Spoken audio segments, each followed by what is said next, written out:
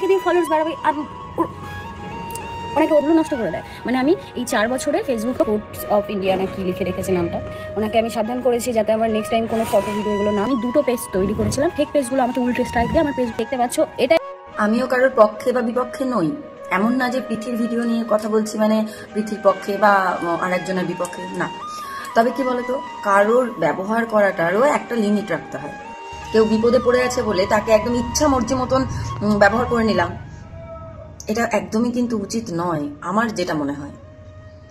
আজকে আমি তুমি ভালো আছি, কাল সে খারাপ আছে, তাকে দেখে হাসছি, কালকে যে আমরা খারাপ থাকবো না তার কোনো দ্বিমত নেই। ওপরবেলার কাছে না সমস্ত কিছুর বিচার আছে। দিনটা ঘুরতে, সময়টা ঘুরতে না সময় লাগে না, নিমেষের মধ্যে সবকিছু শেষ হয়ে যায়।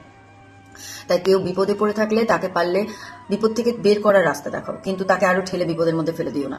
সে এমনিতেই তাদের অনেক রকম ফ্যামিলি ইস্যু নিয়ে বা তাদের হাজব্যান্ড ওয়াইফের সম্পর্কটা নিয়ে কষ্টের মধ্যে আছে, তার মধ্যে যদি কেউ পুরনো ছবি তুলে নিয়ে তাকে কষ্ট দেওয়ার মতন লেখালেখি প্লাস কমেন্ট যেগুলো আসে সেগুলো আমরা প্রত্যেকে দেখতে পারি, আমারও সামনে আসে, তোমারও সামনে আসে, প্রত্যেকের সামনে আসে, তাহলে এটা তো মোটেও ঠিক নয় না।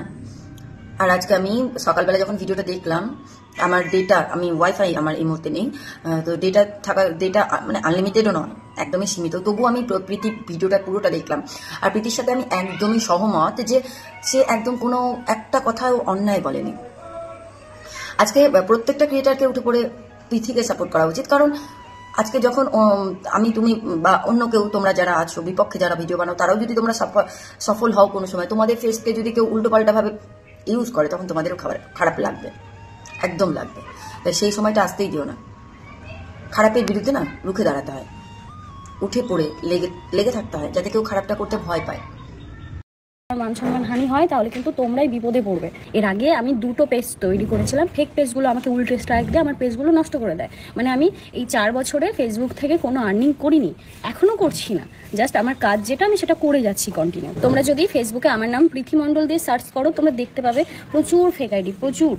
আমি বলে ফেললাম, দেখতে পাচ্ছ এটাই আমার রিয়েল পেজ, খুব বেশি ফলোয়ার্স হয়নি, আমি নতুন এটাকে ওপেন করেছি, 18K মতো হয়েছে হয়তো ফলোয়ার্স।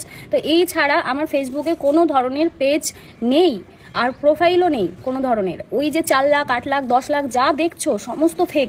আমারও হার্ট অ্যাটাক হয় ওগুলো দেখলে। আমার কোর্টস অফ ইন্ডিয়া না কি লিখে রেখেছে নামটা, তো এই পেজটা আমার সমস্ত ফটো তারপরে কিছু ভিডিও এগুলো আপলোড করতে থাকে আর ভুলভাল ক্যাপশন দিয়ে। এবার সবাই তো আর জানে না কোনটা আমার ফেক কোনটা আমার আসল আইডি বা পেজ, তো অনেকেই ভুল ভাবে যে এটা আমার, কিন্তু এটা আমার নয়, এটা কেউ ফেক কেউ চালাচ্ছে, তাকে আমি চিনি না। তো ওনাকে আমি মেসেজ করেছি পার্সোনালভাবে, ওনাকে আমি সাবধান করেছি যাতে আমার নেক্সট টাইম কোনো ফটো ভিডিও এগুলো না পোস্ট করে, কিন্তু তিনি আমাকে রিপ্লাই করেছেন যে ফলোয়ার্স বাড়ানোর জন্য। আমাকে দিয়ে ফলোয়ার্স বাড়াবে, অনেকে অধিকার কে দিল আমাকে দিয়ে ফলোয়ার্স বাড়ানোর? হ্যাঁ, আমি এত বছর ধরে সবাইকে সাবধান করছি, কেউ সাবধানই হচ্ছে না। ক্যাপশন দিয়ে ছাড়তে পারতে, এগুলো কোন ধরনের ক্যাপশন বলো তো? এ তো মনে হচ্ছে আমি যেটুকু না দুঃখী তার থেকে 100 ডবল দুঃখী আমাকে এখানে বানিয়ে দেওয়া হচ্ছে।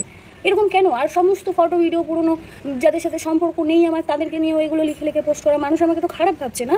তো আমি এগুলো একদম পছন্দ করছি না। আমি তাকে ওয়ার্নিং দিয়েছি, কিন্তু সে আবার উল্টে আমাকে এমন মেসেজ করলো, আমার মাথাটাই খারাপ হয়ে গেল। মানুষকে বিপদের মধ্যে ফেলে দিও না, পারলে একটু সাহায্য করো, ভালো লাগবে।